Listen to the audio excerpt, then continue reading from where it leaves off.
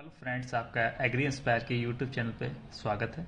जैसा कि आपको पता है कि आपका संडे को IBPS AFO का मेंस एग्ज़ाम है और मैंने सोचा कि एक छोटे से शॉर्ट्स में आपको कुछ डाउट्स क्लियर कर दूं ताकि आप कंफ्यूजन ना रहो, क्योंकि आप डाउट के पीछे पड़े रहते हो। तो मैंने एक शॉर्ट बनाने की सोची। जैसे सपोज मैं आपको बताता हूँ कि fruit cracking of tomato boron की डिफिशियंसी से, ठीक है।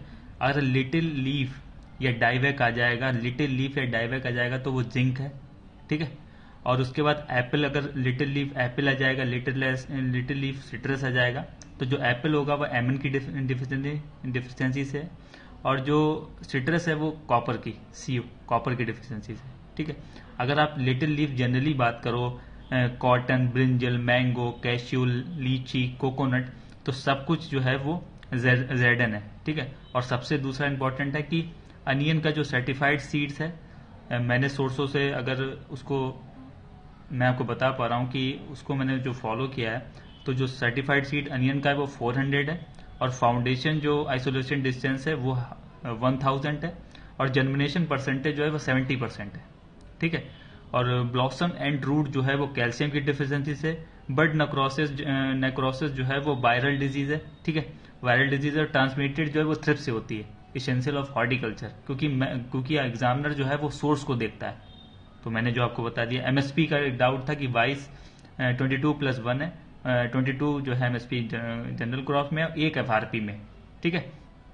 Little leaf of dieback by zinc Zn की डिफिशियंसी से, और चॉक ब्रूड डिजीज जो सिल्क वॉर्म में होती है वो एक फंगल डिजीज है, बैक्टीरियल नहीं है, एक फंगल डिजीज है, ठीक है। उसके बाद white spot disease in fishes, जो फिश में होती है वो प्रोटोजोआ की डिजीज है। उसके बाद व्हाइट स्पॉट डिजीज जो श्रिम्प में होती है वो वायरस है। और नॉस्मा डिजीज जो हनी वी में होती है ना, वो प्रोटोजोअल डिजीज है।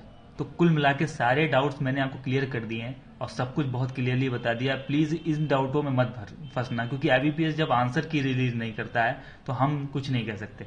मोस्ट इंपॉर्टेंट बात है, आपको बता दूं भाई, IBPS आंसर देता नहीं है, पता नहीं कौन से सोर्स को फॉलो करता है। और जो नेमरा सुंडा पुरानी है, अरुण कत्यान पुरानी हो गई, RK शर्मा, इनको अपडेट की जरूरत है, ठीक है। मैं मानता हूं इस चीज को। ICR और TNU की साइट्स को जो है वो अपडेट की जरूरत है। गवर्नमेंट इतना पैसा खर्च करती है, उनकी साइट्स की बहुत जरूरत है।